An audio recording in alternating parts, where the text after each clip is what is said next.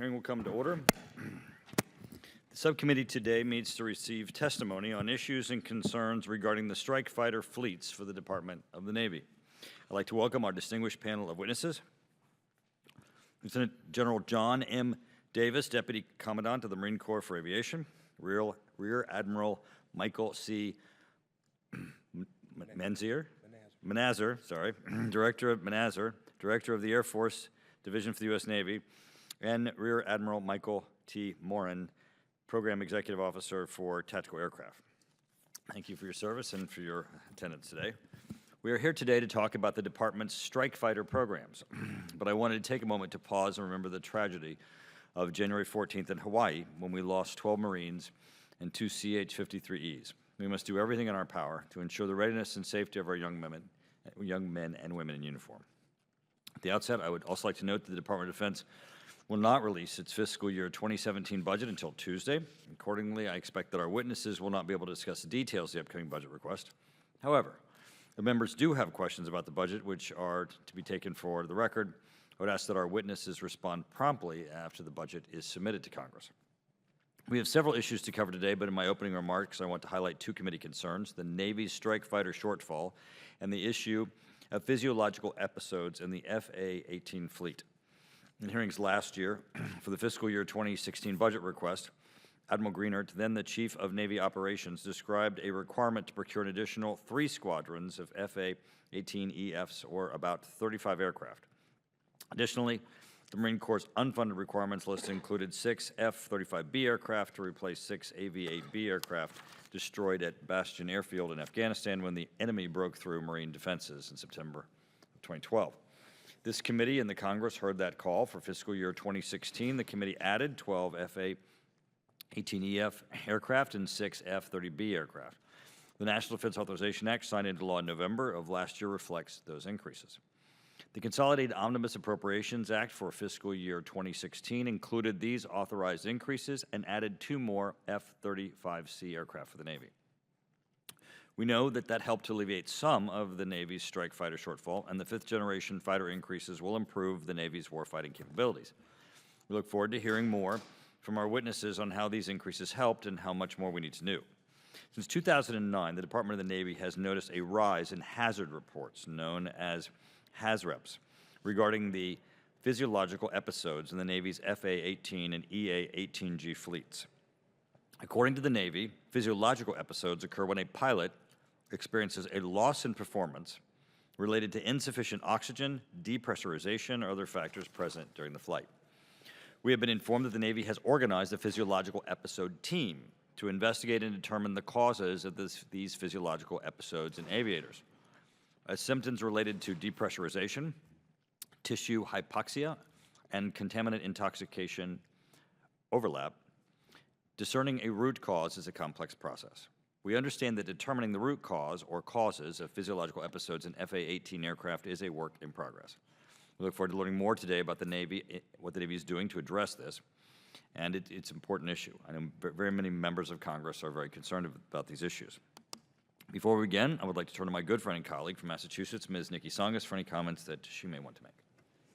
Thank you, Mr. Chairman, and thank you to our witnesses. Welcome. It's good to have you before us. We here in Congress have no greater responsibility than making sure that the men and women we send into harm's way are provided with the best and safest equipment available. Today's hearing on naval strike fighters is an example of the kind of oversight Congress must do to make sure that happens, and I thank the chairman for focusing on this important topic. There are many issues to discuss today, including whether or not we have enough strike fighters, the state of their material readiness, and the potential need for funding adjustments once we see the President's budget request next week. However, while the number of aircraft we have is an important issue, the performance and quality of those aircraft is just as important. As such, I'd like to focus my concerns today on one particular topic highlighted in today's testimony and the hearing materials provided to members. This issue is the troubled performance of the onboard oxygen generation system of the F-18 fleet. Specifically, I'm concerned about the high rate of hypoxia, which is caused by a lack of oxygen, and other physiological events apparently being experienced by the crew members of F-18 aircraft over the past 5 years. The members of this committee remember well the impact that onboard oxygen generation system failures had some years ago on the F-22 fleet, both in terms of the risk it posed to service members and to the impact it had on the grounding of the entire F-22 fleet. With this in mind, it caused me great concern to learn of the higher than expected rate of physiological events for F-18 pilots over the past several years, going back to at least 2010, according to the Navy. While it must be pointed out that there has thankfully not yet been a confirmed loss of life or aircraft attributed to such events, the increasing rate at which these incidents are occurring and their potential for catastrophic incidents is not lost on any of us. To me, this boils down to keeping our naval aviators and naval flight officers safe. Just as we place a high priority on body armor for our ground troops, making sure the oxygen system works as it should in a $15 million a plane fighter aircraft should be a top priority. While there are many important parts of a complex fighter aircraft, I'm sure our witnesses would agree that the basic life support system for the crew is one of the most important of all. So I look forward to hearing more today about this issue, as well as others that you're here to talk about, what the Navy is doing to correct it, and what the outlook for the future is. In addition, I hope to hear what Congress might be able to do to help solve the problem. Thank you, Mr. Chairman. I yield back. Thank you. I understand that only General Davis will be giving us an opening statement. General Davis. Mr. Chairman, Congresswoman Tsongas, distinguished members of the subcommittee, thank you for the opportunity to appear before you today to discuss the issues and concerns associated with the Department's strike fighter programs. Additionally, today we will be addressing fiscal year 2016. The programs of the 2017 presidential budget submission has not been released, so we won't be talking about that today, sir. Joining me today is the Navy's Director of Air Warfare, Rear Admiral Mike Manazar, and the Program Executive Officer for Tactical Aircraft, Rear Admiral Mike Moran. I'm honored to be here with them today. As you are well aware, the Department faces an aviation readiness challenge, which includes reduced strike fighter capacity available to support the Tactical Aviation Force's operational and training requirements. While your invitation requested focus on these strike fighter challenges, we note the readiness is a preeminent concern for all of naval aviation, and that extends beyond the strike fighter inventory alone. The Department's legacy F-18 and AVAP readiness challenge is attributed to a series of events beginning with the delays in JSF procurement, which translated to an unplanned maintenance to extend the service lives of legacy aircraft beyond their design life. Additionally, combatant commander-driven operations and Navy and Marine Corps training and readiness requirements are driving an increased strike fighter utilization rate, thereby adding to the current depot maintenance workload.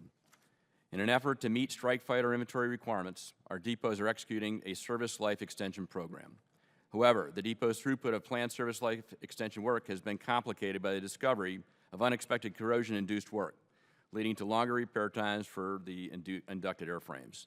The extremely high demand for our assets for such a prolonged period of time is challenging our ability to maintain and sustain them appropriately. While the Navy and Marine Corps share the Department's F-18A through D fleet, the resultant readiness challenge associated with increasing F-18 ATA reporting is vastly different. The Navy prioritizes and continues to meet deployed readiness requirements set forth in the Optimized Fleet Response Plan. Achieving these standards, however, has come at the expense of force training for the operational squadrons at the early stages of the Fleet Readiness Training Plan and the Fleet Replacement Squadrons responsible for the aircrew's initial and refresher training, basically training our seed corn. This poses risk to our future readiness, impacts our surge capacity, and places additional stress on the operational hardware through overutilization. As the nation's force in readiness, the Marine Corps does not achieve readiness requirements on a tiered structure. Rather, Marine aviation is expected to sustain a nominal readiness requirement to fight tonight. However, Marine aviation is not meeting that readiness requirement due in large part to the limitations in operational capacity, not enough airplanes in the line. In the strike fighter communities, we are unable to generate the minimum flight time required to operate the threshold to readiness, required readiness. The challenge is twofold. When our F-18A to D fleet, we're simply not producing enough aircraft at our depots to meet our readiness requirements. In our Harrier fleet, the primary limiting factor is parts availability, supply. Together, these challenges manifest in an overall force readiness degradation that can only be overcome with improved equipment availability through legacy and sustainment and new aircraft transitions. We are addressing the problem on a number of fronts, including initiatives to improve our depot throughput, to return more aircraft to fleet, and you'll hear more about that today, I'm sure, synchronizing our readiness enabler accounts, and exploring means to reduce utilization. Sustainment, The sustainment of our legacy fleet is a priority to meet our combatant commander-driven operations in the near term. We have also recognized the adverse effect overutilization has on our hardware and on our and have implemented service life management protocols into the F-18E and F fleet earlier in its life cycle. Finally, we are successfully integrating new F-18 and F-35 aircraft into the fleet to address the usage attrition, a portion of our challenge that can only be overcome through aircraft procurement. We thank Congress for recognizing our concerns in fiscal year 2016 and helping like you did. That impact is going to be really, really helpful. And authorizing and approving appropriating additional funding for aviation depot production and the additional strike fighter aircraft to address our inventory capacity challenge. We appreciate the committee's continuing support and oversight on these important issues and look forward to the questions as we explore all facets of this complex situation. Thank you. I look forward to your questions. Thank you, General. In your prepared testimony, General Davis, you note that naval aviation readiness is in a precarious position and that Marines are flying on average 58% of the required flight time necessary to be ready for the nation's call. Can you talk about the factors that have led to this decreased state of readiness? And also, Admiral Manazar, can you please tell us, you state that the Navy is also in a precarious position. Are they getting as few as 58% of required flying hours like the Marine Corps? And this would be a great opportunity for both of you to give a commercial on why this budget year is incredibly important, because that's what we're doing right now. Absolutely, sir. I can start if you'd like, Mike. Go ahead. We are. I ran the numbers again. I get almost a weekly update on where we are, and we track the 30, 60, 90 flight time for our pilots. So if you look at the inventory in our flight lines, it's really a readiness factory. And our training readiness manual for the Marine Corps, we're not on a tiered readiness profile. We operate what they call T2.0, which means about 70% of our fleet is ready to go and go meet our nation's bidding. We've got a reduced or smaller number of squadrons basically to meet our operational commitments, but so we don't do a tiered readiness. We stay at a target state at constant level of readiness. The training readiness manual for an F-18 pilot calls for about 15.8 to 16 hours a month per pilot to fly. They're flying on average the last 365 days, 10.6 hours a month, so significantly lower than the requirement. The Harrier fleet is supposed to fly about 15.4 hours a month. They're flying about 10.3 to 10.4 hours per month, so vastly lower than the requirement. So they're not achieving a T2.0 readiness level. They're achieving about a T2.7 level. We are meeting our operational requirements, and what we're doing is we're paying with that middle bench. Those forces that would deploy quickly when the nation called for a contingency, they're getting less airplanes to train with. We're meeting our operational commitments. We're doing that just in time. I would say that's a result of a couple things. One, reduced budgets for operation maintenance accounts, delay of the new aircraft procurement or lowered ramp for airplay of the Marine Corps case like the F-35. The sequestration impacted us, and also I think sequestration really impacted on the depot capability out there to repair our aircraft. So in the Marine Corps on the TAC Air side, that's F-18. Today, the F-18 fleet is operating right around 50% of its capacity in the United States Marine Corps. If I was to add the F-18s and the Harriers that I'm supposed to have on the line on any given day, it's about 238 airplanes. Of those 238 I'm supposed to have on the line to meet that T2.0 readiness requirement, about 178 are what they call in reporting, that they're there, they're actually on the flight line. Okay? Of those 178 I can fly today, this morning, we could get airborne about 110 of those airplanes. There's just not enough up airplanes on the line, sir. All right, so it's a combination of how we sustain our aircraft. In the Harriers case, not enough parts for the Harriers. We've done an independent readiness review to figure a way to basically get out of that, and I briefed the committee on that. And last year, your help in 16, laying supplies and money in to go help us recover that platform will help us recover the Harrier in about 2016, 2017, back to where we need to be on our flight line readiness. The F-18 is more of a depot problem, and it's a little bit longer problem, but talking with Admiral Manazar and working very closely with the Navy, we believe we'll be back to 12 aircraft per squadron somewhere in about FY17, early 18. And a shout out from my part to Admiral Paul Grossklags and Admiral L.J. Sewell. I think they were doing a great job down there with the resources we've given them to change both the readiness equation at NavAir and what they're doing at our depots. So bottom line, I would say that we don't have enough assets on the line to do the job, enough up aircraft to train our Marines. We'll make our nation's call and readiness, but I think there's risk out there in the larger fight with our bench not having enough aircraft to train and fly with on a daily basis. Mr. Chairman, thank you for the question. We have similar readiness statistics as the Marine Corps in the percentages. As General Davis noted, the Marine Corps does not tier their readiness. They stay at a level readiness to be a force in readiness all the time, 24/365.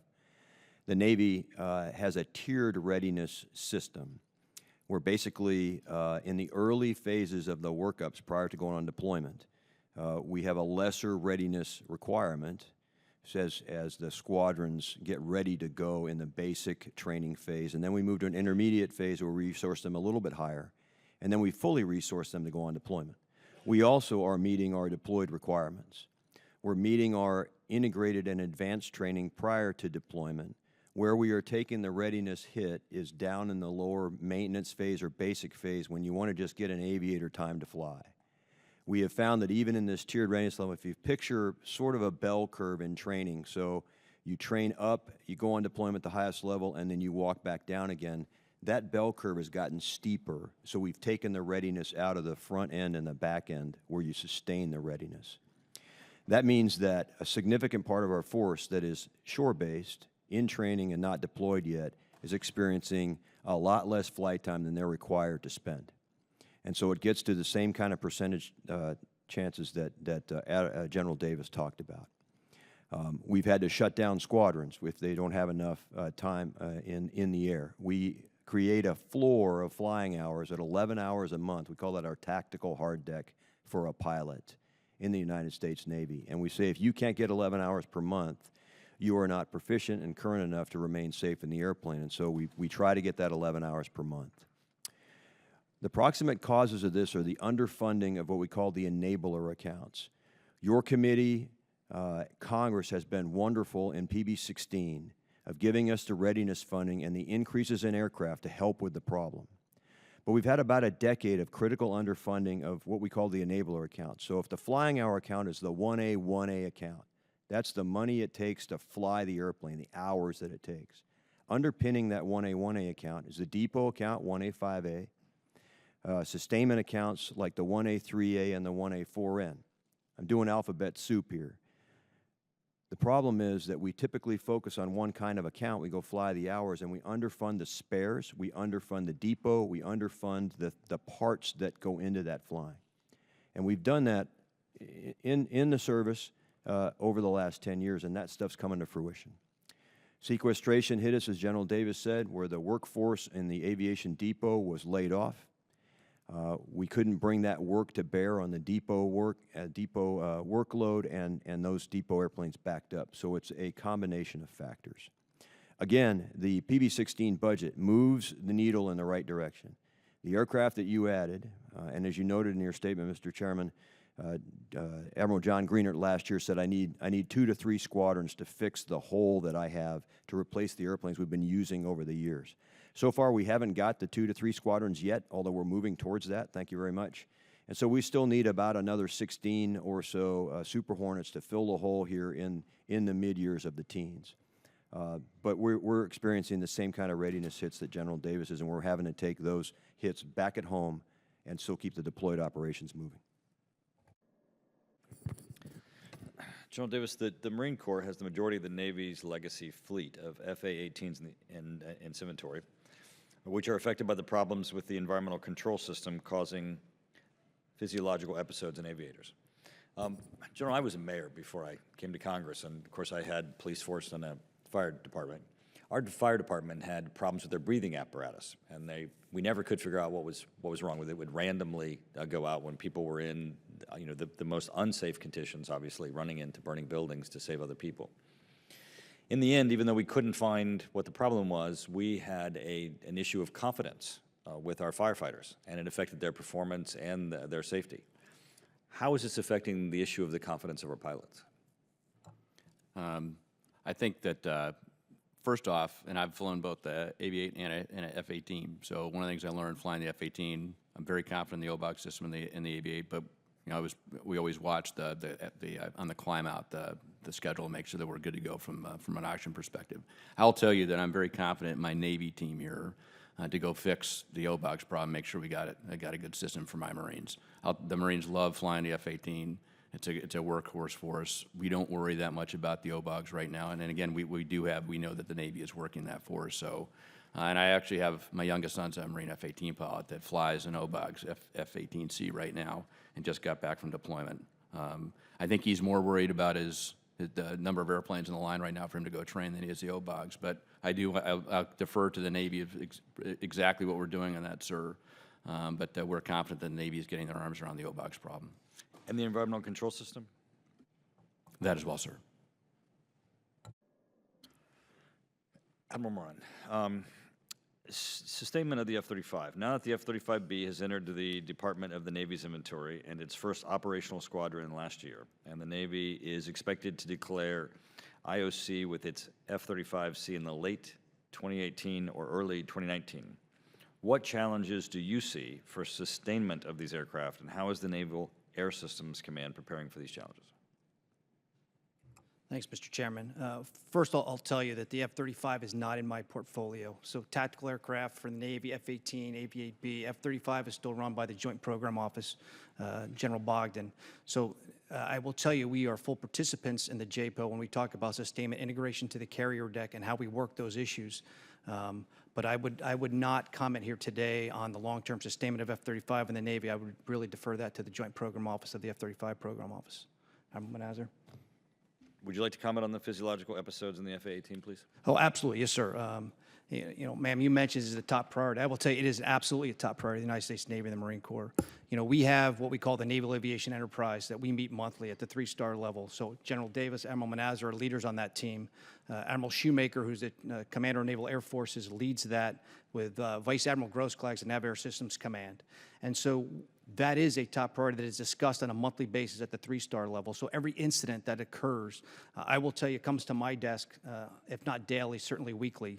And we have a very robust physical episode team, as you mentioned, in play, pretty much over 100, 120 people at this point that are looking at every aspect of our environmental control system, of our OBOG system, and really the human interface to that system to make sure we're uncovering anything that can continue to mitigate that risk. I will tell you, since 2009, when they started raising or increasing in numbers, we put a lot of things in place. The ECS system really is a decompression sickness piece, so it's a pressurization in an airplane. So we have made probably close to 18 or 19 changes in that system to date. Pressure valves, control valves, sensors, as we've updated that airplane and we learn more, so continuously looking from a material standpoint piece. On the OBOG side, we're looking at replacing some of those components too. Sir, as you mentioned on the breathing apparatus for the firemen, it's the same thing. So, you know, when we get the gas or the air through the engines and we filter to get the nitrogen out and then other contaminants out, it's really a filtration system that we're looking at. So we replaced that filtration system. We fielded in about 219 jets today. We're going to get in all the jets. That really has done a great job of getting rid of the carbon monoxide and improving the breathing gas for the pilots. And then the oxygen monitor system, we've got a new system in place now that's being in test, funded in 17 to start going on the airplanes when it completes test here later this year. So incrementally in each of those systems replacing that. But I also tell you from leadership's direction, the awareness of the problem is just been made keenly aware across all of our sites. So we have a road show that is the Nav Air System Command engineers, our fleet folks, our safety center folks, our aviation medicine folks go out to all of the sites and really increase the awareness for our pilots of what we're dealing with. So we've increased the training as part of that. So what we did every 4 years to do hypoxia training, we're now doing every year. We've got a new, more realistic breathing apparatus training environment that we do every 2 years now that really gives the pilots a real kind of sense of what that hypoxia feeling is going to be, because it's really that awareness piece. And then the training and aircrew procedures all being implemented. So what I tell you what we do now, and I can see that on a daily basis when an incident pops, you know, I would tell you before the pilots would go on their oxygen, their auxiliary oxygen for 100% for a period of time, then get out of it. The new procedure is, hey, bleed that system out, recover the airplane, and return to base. And I will tell you, that is, in every incident that I've seen in my time here so far, the pilots are executing those new emergency procedures very effectively. So I think where it's a multi-pronged approach that we're hitting this is absolutely a focus for us, and we continue to make gains. And I'll tell you that the things we're doing now is really trying to understand the contamination piece. I mean, are there any things getting in the gas that the pilots are breathing that we're not aware of? So I think we've really gone after the carbon monoxide and have really good test results. And now we're doing a study to see what else is out there that may be contaminating, the gas that the pilots are breathing. Right now, we don't have a way to measure that in the airplane, and so we're looking at ways right now, testing a couple things down in Pax River that we can put into their emergency gear to not interfere, but measure the gas, so that if there's something out there that we're not seeing yet, hopefully we'll learn that and build that into the filtration system. Thank you, Admiral. Congresswoman Tsongas. Thank you, Mr. Chairman. And I appreciate, Admiral Moran, your testimony in trying to address some of the issues. But I do want to continue to have a conversation around it, because it is, I think, an issue that, despite all your efforts and investments and policies and training and everything else, the numbers still don't go down. I mean, in fact, I think over the last, the rate of events has been consistently in the range of 20 to 30 events per 100,000 flying hours for the past 3 years. So even as you've made these investments, you're not seeing a lot of progress. So Admiral Manazur, I wanted to ask, what would be a normal or expected rate of such events for the fleet? I mean, what would you look to see as these efforts are being made? Is there such a rate? Have you created something that you're looking to achieve? Ma'am, that's a good question. Let me describe the physiological event just a little bit and put it into terms that might be a little more understandable. First and foremost, I have complete confidence in the system, the training and the backup systems that we have in the Hornet and the Super Hornet. We've designed them for redundancy. A physiological event occurs when a pilot feels dizzy, feels confused, feels a little strange in the airplane. Admiral Moran mentioned the trainer that we have now. I've been flying Navy airplanes since 1982 on oxygen. I commanded an F-14 squadron that had OBOGs back in 1998. I have 2 cruises with that system, and I have 4 cruises with a Super Hornet, a deployed Super Hornet. I've never experienced a hypoxic event outside of training. I haven't personally. But what we do with the trainer now is you get into a simulated cockpit on the ground, you put an oxygen mask on, and you do simulated training. The system is set up so you can fly a simulator. And they gradually reduce your oxygen content, and they train us to recognize the symptoms. It is not an instant you're gone, it's a confusion factor. And so when a pilot feels that, he deploys his emergency oxygen, which is a 100% oxygen bottle like we used to do. Then he reaches down underneath his left thigh, he pulls a handle, and he goes on to emergency oxygen. That backup system immediately gives him emergency oxygen, and the symptoms subside enough to him to land the airplane. That system has worked 100% every time, and I'm confident it still will. We haven't developed a rate per 100,000 flying hours, because even one event like that, catastrophic, you can lose the airplane. I don't think we will, but we're trying to drive these events down through all of the actions that Reverend Moran talked about, and driving those rates down. I will comment to you that the rates started to climb in 2010. That's the year that we told everybody, okay, we think there's a problem here at Navy leadership. So instead of just coming back and going, yeah, it's kind of dizzy, it's fine, it passed.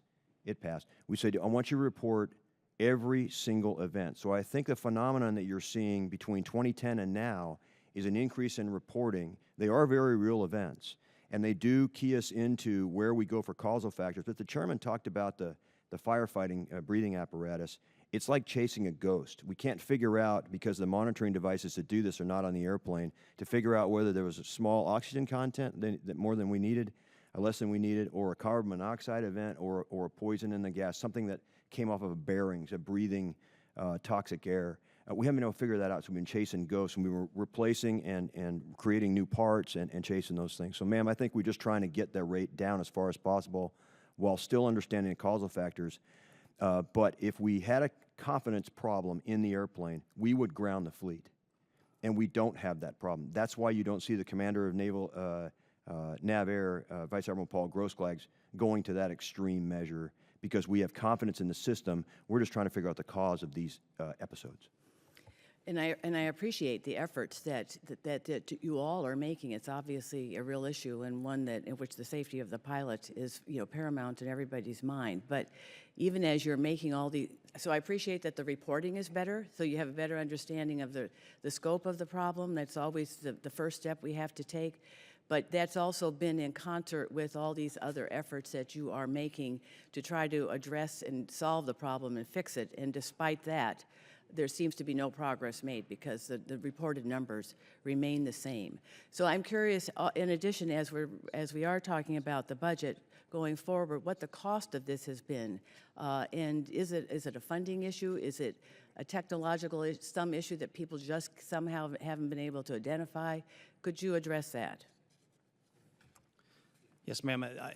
I don't see it as a funding issue. We've gotten all the resources we've asked for on the technical side to go ahead and investigate the causal factor. So I don't see it as a resource question. The new filter material that we're replacing in the current systems has been funded and supported, so we're putting those in the airplanes as we speak. Like I said, only 219 systems to date, but they're looking to do about 40 a month to get that into all the jets. The new oxygen monitor system is resourced. It's going through the final stages of its testing, as I said, in Pax River. That is funded, and it's in fiscal year 17 have to be installed in the airplanes. The changes we made to date on the ECS system have all been funded and supported across the board. So from an acquisition standpoint, providing systems to the fleet, I have not faced any resource challenges or issues to get that support across the enterprise. Have you looked at installing an automatic backup system, and would there be a cost to that?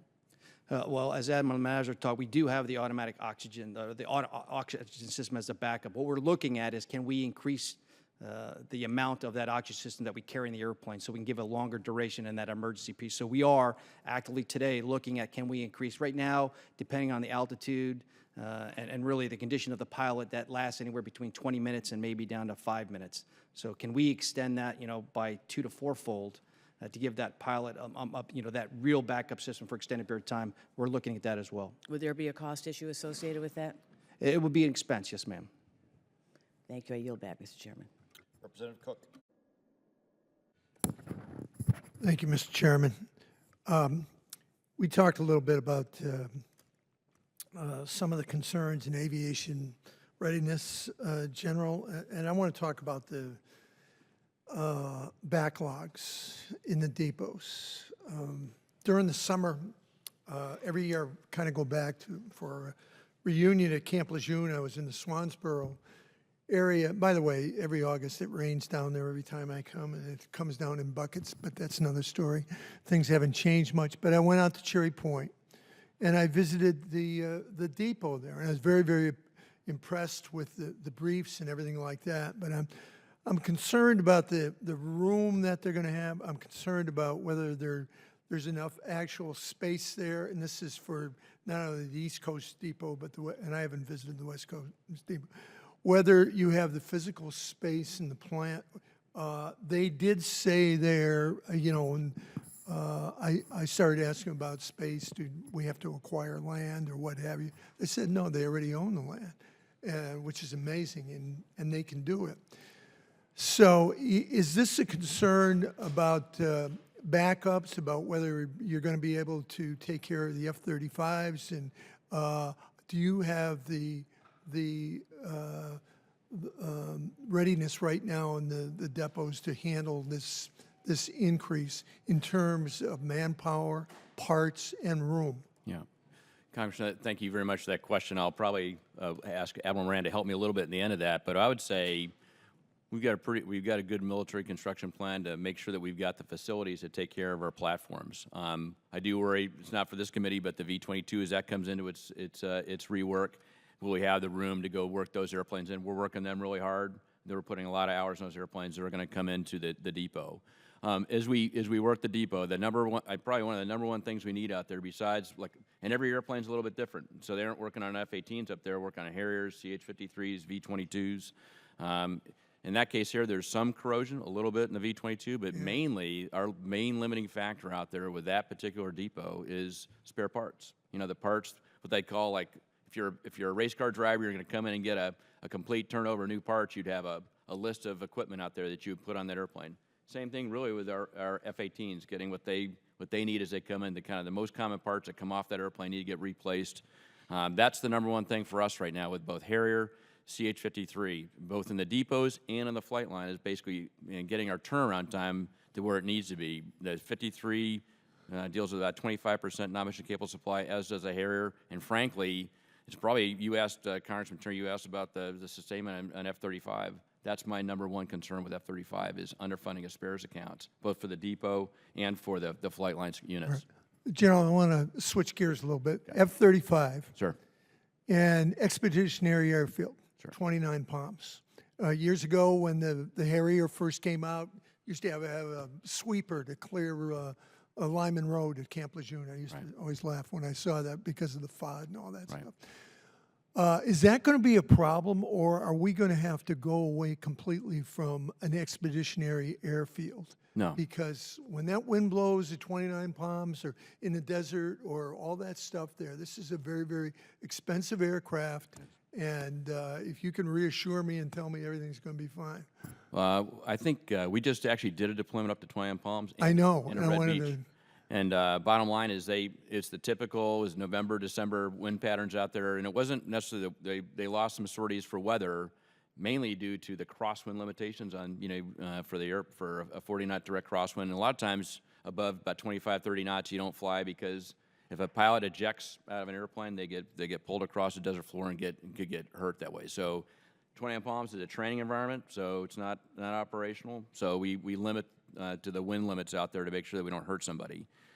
We actually dinged on that particular deployment. We actually had blade damage to 2 engines, right? But it wasn't. When we looked at it, it wasn't blade damage required. The engine be removed. So we do have that in every jet aircraft out there. Little rocks, little things get pulled up. But in this case here, the F-35 proved to be very robust. It had some blade damage. It was blended out, and it wasn't a problem. So what we are doing though in that.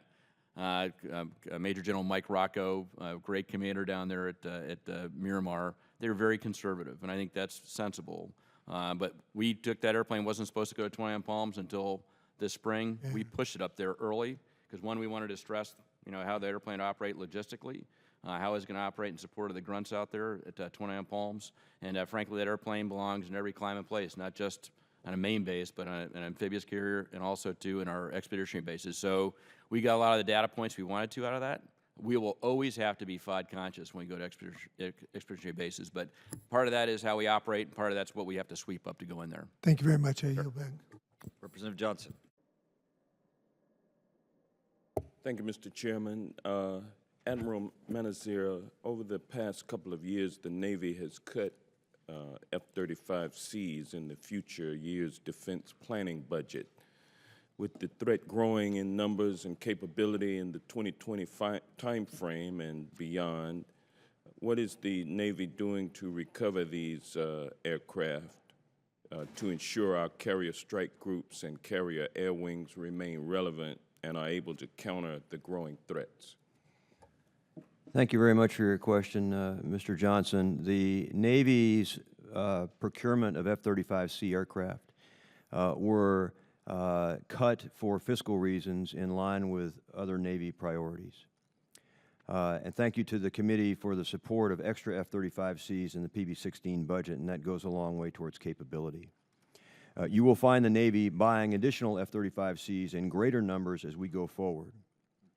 The Navy, operating off of our flight decks, operates integrated capability with our Super Hornets, E-18G Growlers, E-2D Hawkeyes, and our helicopters to create a capability that can overmatch the threat. The F-35C is a critical part of that netted capability.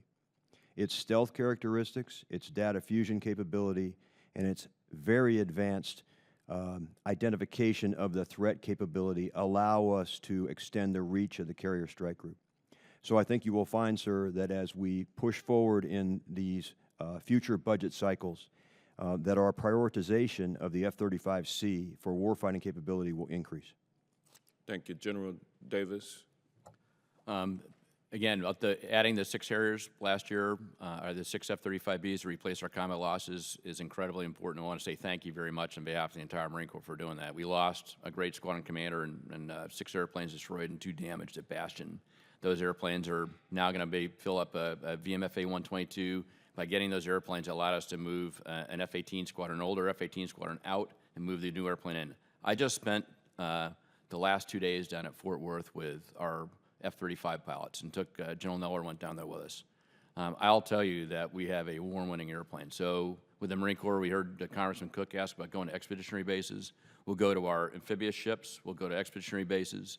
And that airplane is going to change the way we fight. I think we took all the senior Marine leaders down to go watch this for 2 days. And we had the young guys that are flying the airplane.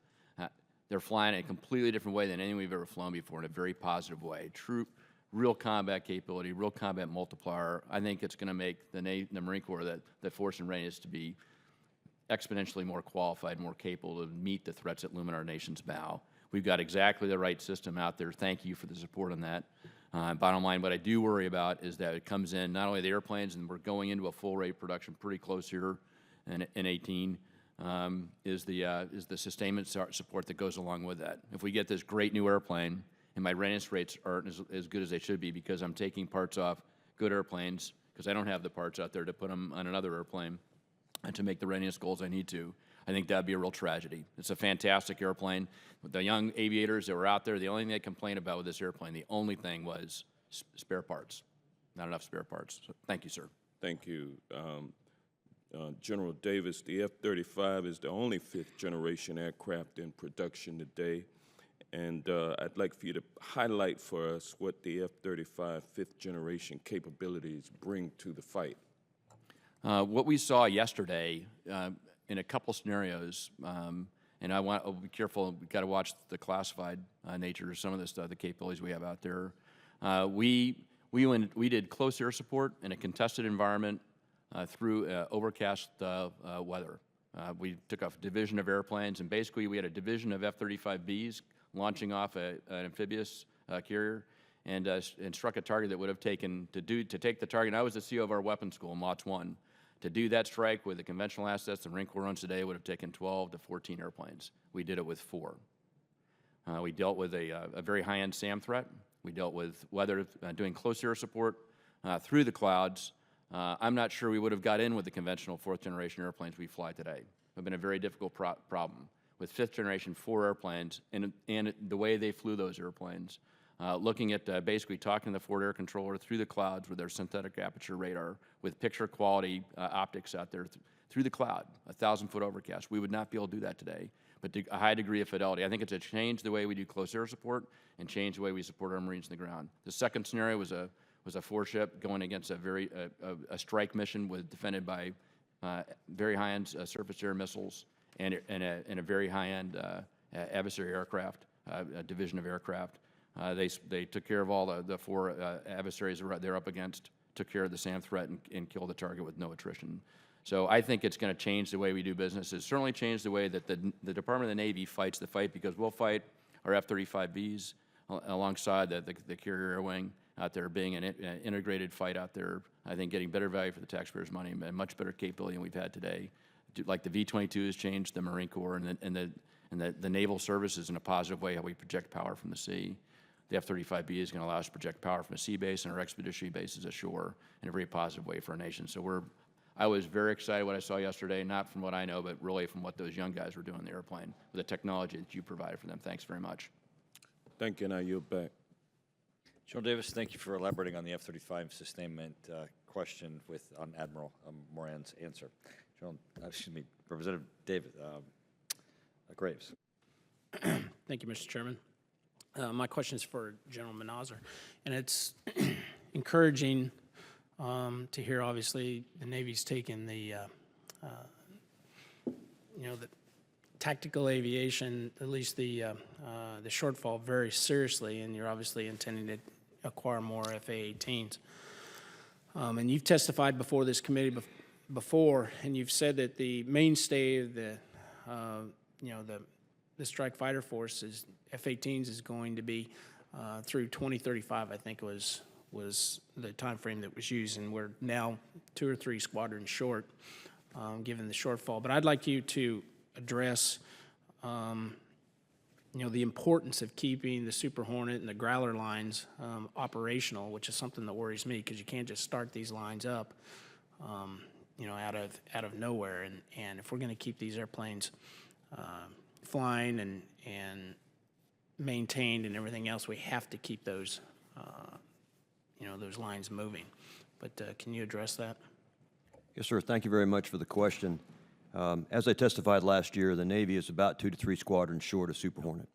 The fundamental reason for that is we've been overutilizing our aircraft over the last, mostly close to a decade without replacing them in the numbers that we need to. And that overutilization was done in support of our ground wars in 2 countries.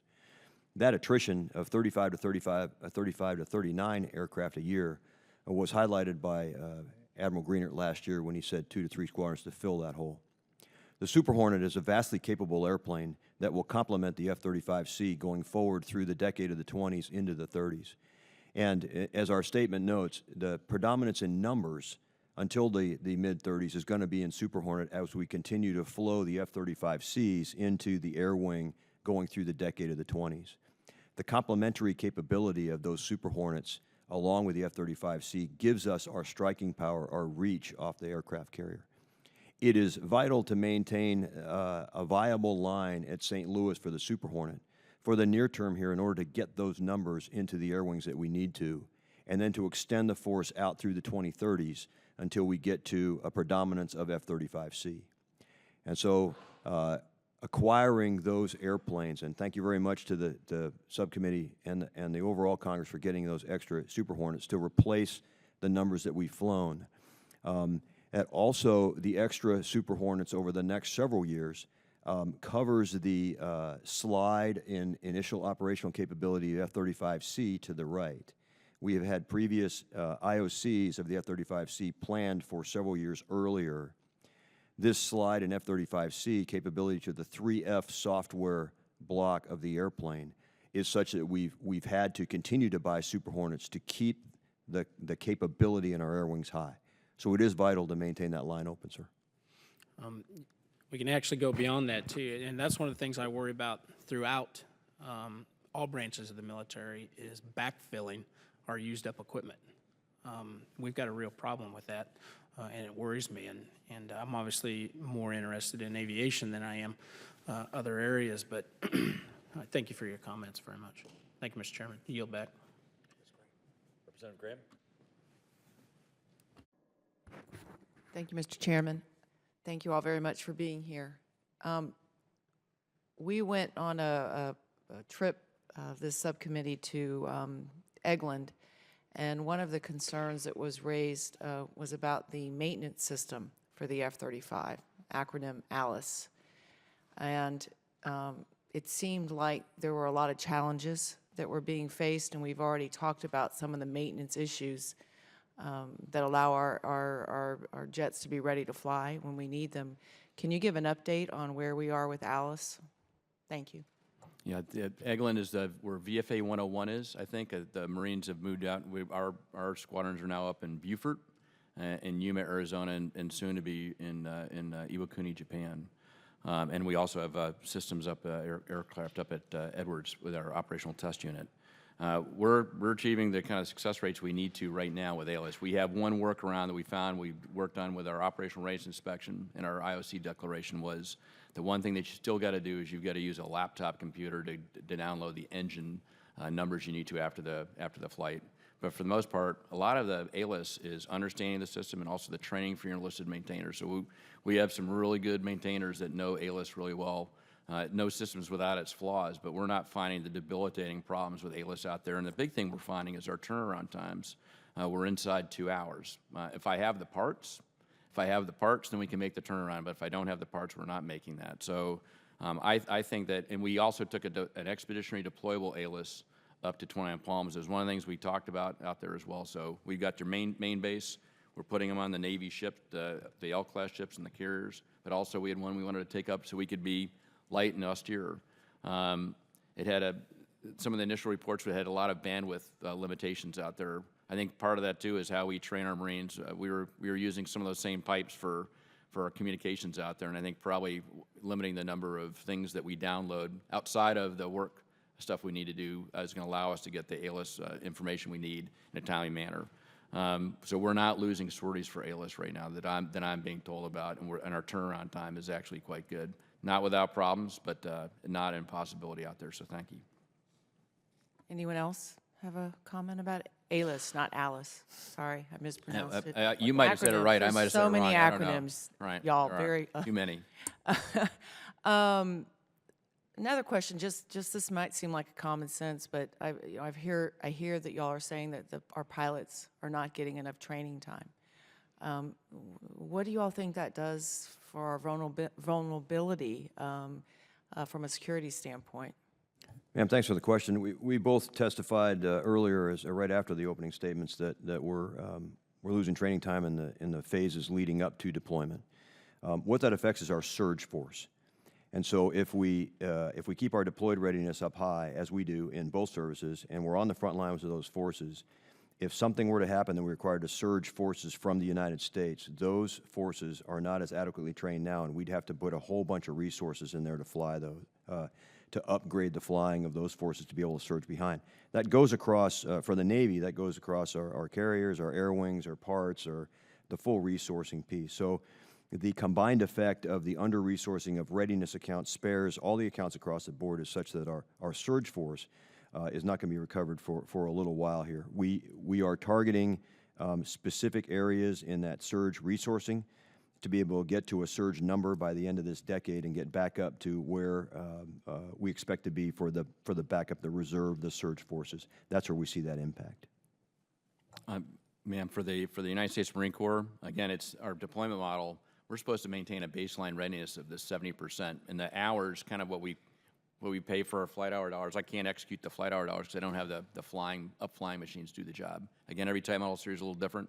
F-18, legacy F-18 coming out of the depot. Harriers is the parts, but it extends throughout marine aviation. So I'll tell you that we have a very codified and good training system. It's 1,000 times better when I came in as a young guy in 1982.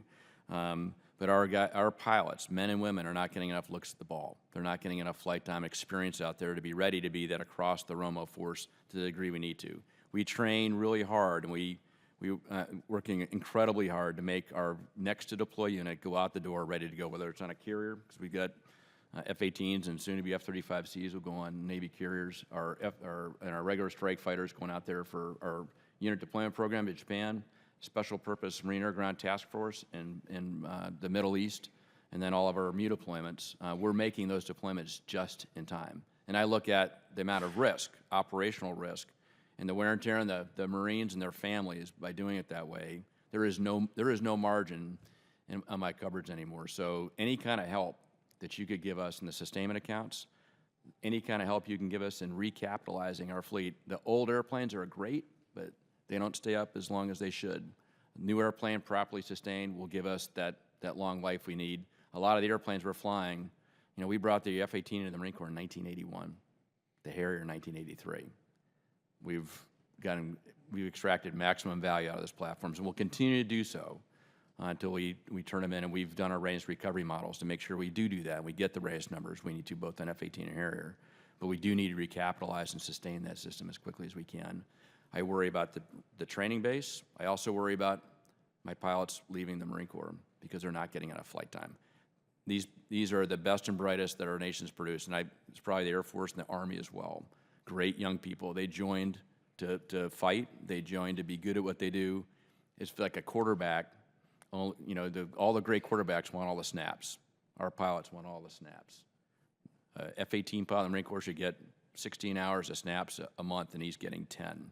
They're not as good as they should be. Ma'am, I want to add just something for the committee. Our standard is very, very high for readiness. General Davis talked about the standard that changed between when we both came in 1982 to right now. We match our readiness against that standard. Your Navy and Marine aviation can beat any foe anywhere in the world, hands down, without trying. We train to that standard, and that standard is what we're indexing to see if we're there. So our standard is very high. We want to achieve that standard without having to lower that bar, and that's why we tell you that we need more readiness dollars and resourcing and a focus on that standard to maintain our overmatch of any adversary in the world. Representative Duckworth. Thank you. Thank you, Mr. Chairman. Gentlemen, thank you for being here. I'd like to follow up on what my colleague from Louisiana, Mr. Graves, was touching on in terms of the shortfall of F-18s. Given all the different moving parts, basically, in light of the current inventory of aircraft, spare parts, crew, maintainers, do you have enough to support current demand, operational demand? General, yeah. Yes, ma'am. On the F-18, I'll probably try to answer for the Harrier as well. We have the inventory of pilots we need. We're under-resourced right now in F-18 pilots because for a small period there, we took jets out of the training squadron to make operational commitments. We've stopped that, so our training base is sound. Now we're producing the number of F-18 pilots we need, but I'm not getting them the looks at the ball like we talked about. Same thing with the Harrier pilots. Our enlisted maintainers, those are the ones I focus on the most, my master wrench turners. I'll tell you that we talk about spare parts, we talk about depot, we talk about in-service repair. The fourth pillar of that for sustaining a legacy or a new airplane is the quality of the maintainer. We've got great Marines and sailors.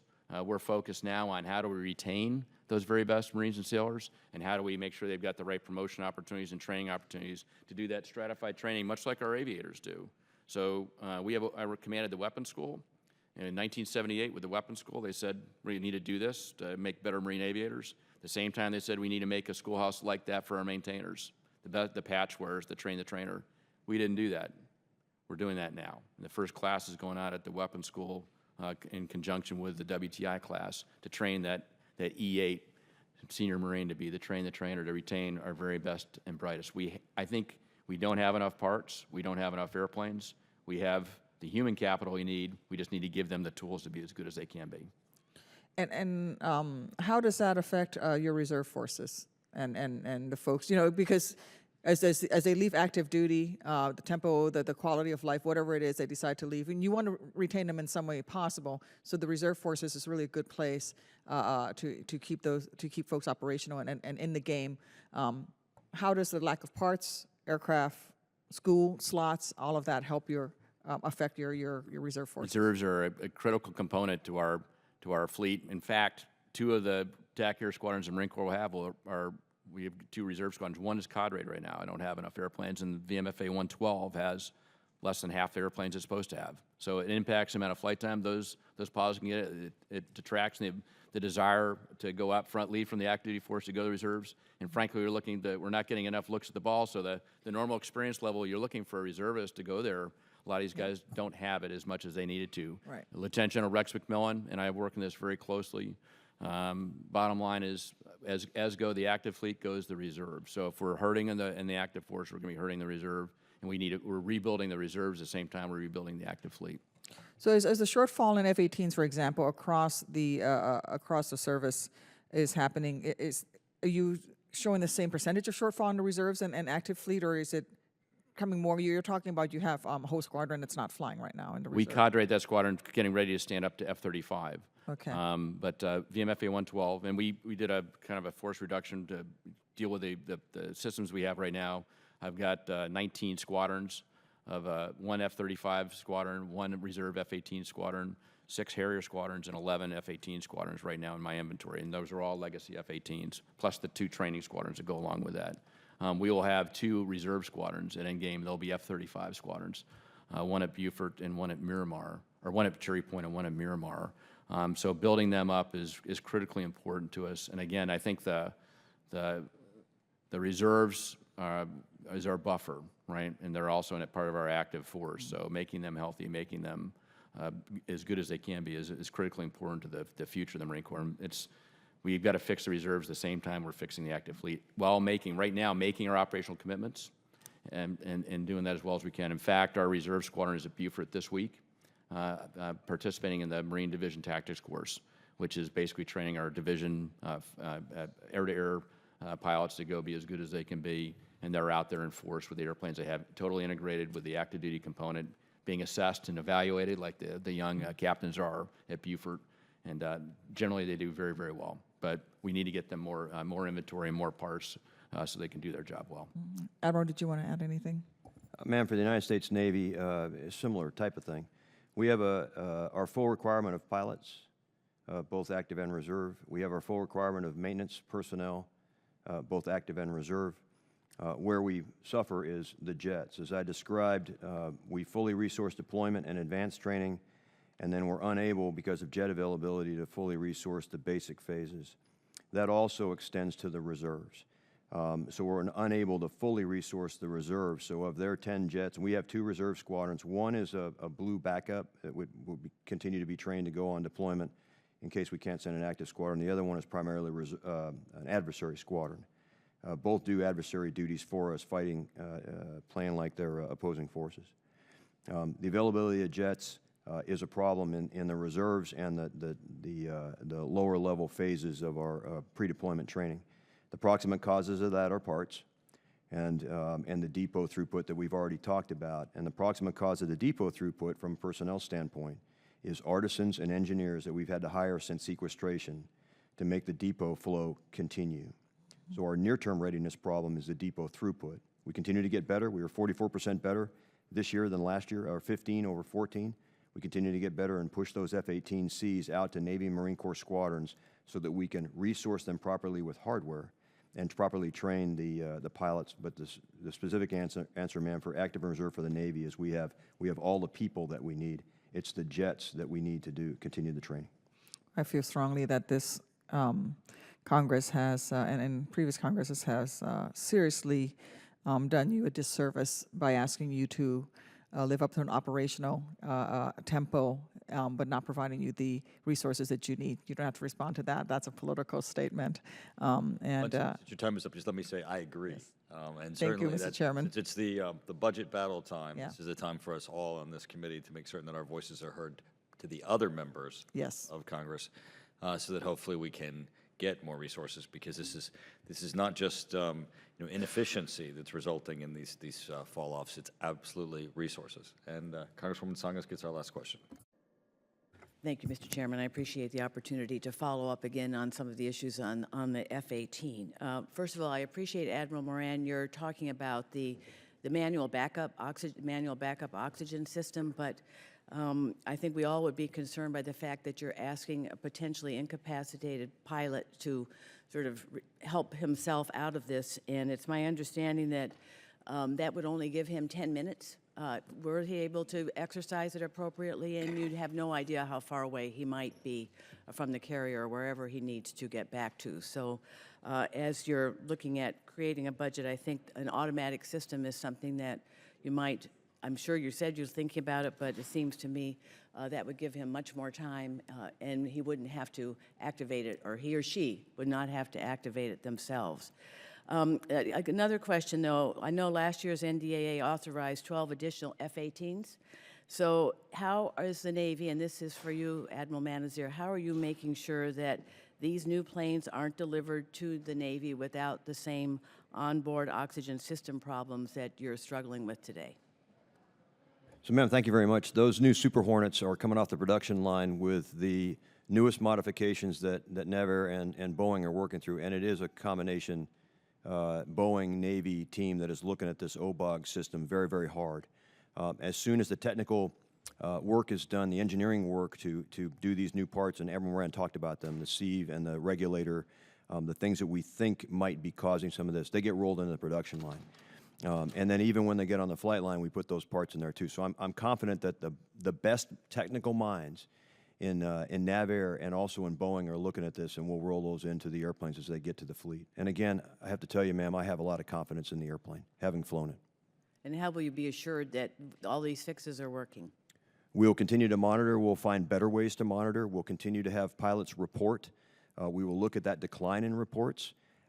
We will turn over every rock, every technical rock that we can to make sure that we're going after every causal factor.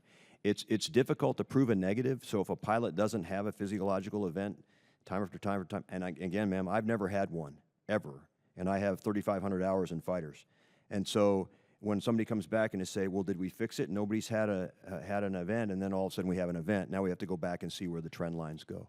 Are you, sure is your report, are you comfortable with the reports you're getting, that you're getting an accurate sense of what the problem is out there? Yes, ma'am, I think so. It's difficult because if a pilot is a little bit woozy, his recollection of the the exact leading up to what altitude were you, what were you doing, did you sense anything in cockpit? So in our post-flight debriefs, the flight surgeon talks to them as well. So we try to get as much fact as we can to then guide us in a scientific manner towards a cause. I'm comfortable we'll get there, but we're not gonna stop. Thank you. I yield back, and thank you, Mr. Yes, Chairman. yes, ma'am. I just want to. Oh, go ahead. It's okay, ma'am. When you say how are we going to know, I mean, also part of this process, we developed some test procedures and test units to go check our pressurization systems and check our OBOX systems that we didn't have currently. So when we accept the airplane off the line, we will use those systems as well to validate the performance as best we can on the ground. We didn't have those before. We have them now, so we're leveraging them. And I will tell you, it's really for us, I think the kicker is, can we really monitor what the gas the pilot's getting? Is there any contamination in it, as I said earlier? So we do have some tools that we're employing now on our test squadrons to start collect that data. As Admiral Manazar said, it's hard to get that data when the aircrew lands to really know what they were breathing at the time they had that event. So we're trying to put some things in the airplane. So we're right now today in our test squadron starting to employ those to see if they're of value, and then we can start getting them out into the field. So we're looking at that continuing to evolve to make the awareness piece the critical factor. So it's not a surprise. They can tell it's coming on or get indications from the system and the airplane that it's coming on. I guess the concern we would have that we would be paying for planes that still had this problem and put the pilots at risk. Thank you. That will be adjourned.